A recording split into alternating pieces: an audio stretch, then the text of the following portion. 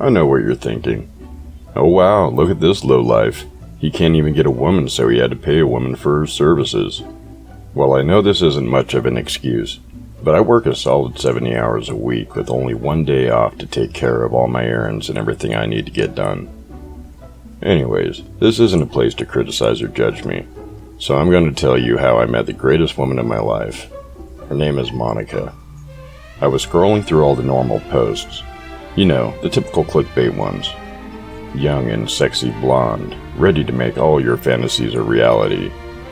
When I stumbled across an ad that sparked my interest.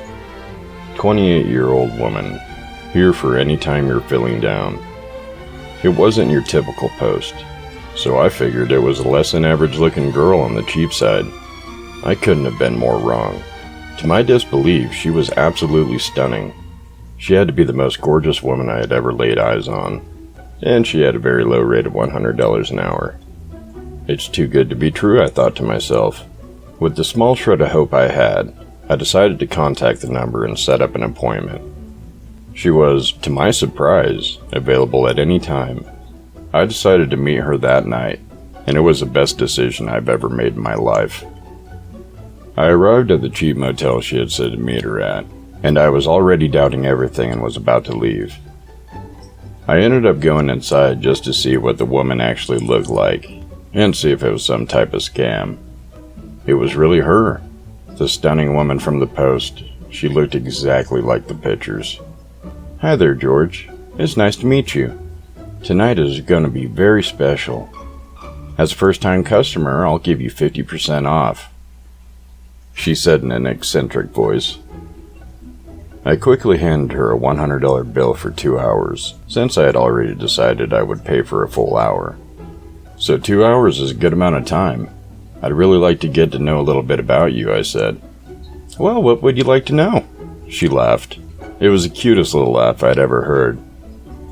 Well, I don't know. Where are you from? Do you enjoy your job? What made you start doing what you do? I asked. Well, I'm originally from New Jersey, but I decided I wanted to change the scenery about a year ago. To be honest, I love my job. I enjoy making other people happy, giving them an escape from the stress they're dealing with. I've always been one to give great satisfaction for helping others and trying to make them happy as possible. The money I get from this is just so I can pay the bills and afford to live, but it is my one true passion. I started to really enjoy talking to her. We talked for about an hour. I told her what I do for work, and how it's hard to find a companion or friends with a crazy amount of hours I work. She told me many things about herself, including things she likes, her goals in life, and just down-to-earth things that I could never imagine a hooker saying. She grabbed me and kissed me. I thought at this point she was trying to get it over with and finish me off so that she could get on with her day. George, I really enjoy your company.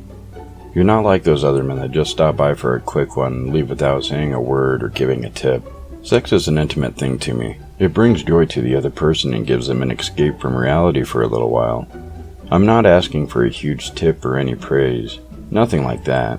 It's just that I have had clients that come back weekly. They say things like, take your clothes off and get to work. None of them even know my real name. It's Monica. Mabel is just my alias. She seemed a little upset. I was starting to imagine all those men having their way with her and treating her like garbage. Yes, I understand that she was just a hooker, but something inside me felt a little frustrated. I don't know why or how, but I was starting to feel something looking at her. I couldn't tell if I was just horny or if I was starting to develop some type of feelings for this girl. Either way, I grabbed her and kissed her.